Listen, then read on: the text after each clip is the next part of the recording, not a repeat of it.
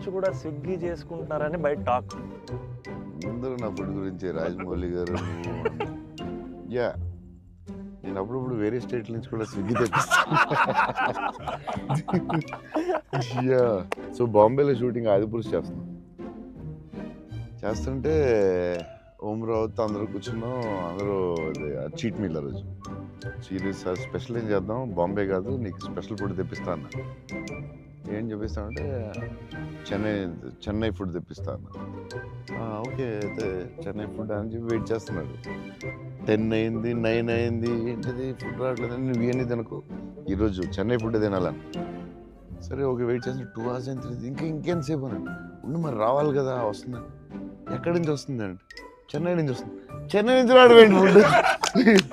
నేను ఇంకా చెన్నై అంటే తమిళ ఫుడ్ ఉంటాయి కదా, తమిళనాడు ఫుడ్, ఆంధ్ర ఫుడ్ అలా ఉంటాయి కదా. లేదు చెన్నై నుంచి ఫుడ్ వస్తుంది. చెన్నై నుంచి ఎలా వస్తున్నాడు, ఒకడు వస్తున్నాడు క్యారేజ్ పెట్టుకుని బ్యాగ్ నుంచి వేసుకుని చెన్నై ఫ్లైట్ ఎక్కువ వస్తున్నాడు. అదేంటది చెన్నై మరి వేడిగా రావాలి కదా టైంకి. సో వేడి క్యారేజ్లో పెట్టుకుని వచ్చి ఆడు వచ్చి పెట్టి నువ్వు మామూలుడు కదా, నేను లైఫ్లో ఇలాంటి వాడిని ఎక్కడ చూడలేదు. చెన్నై నుంచి క్యారేజీలు పెట్టుకుని ఆ మసాలా స్మెల్ వేసుకుని ఫ్లైట్లో పెట్టి రావాలి వేడిగా.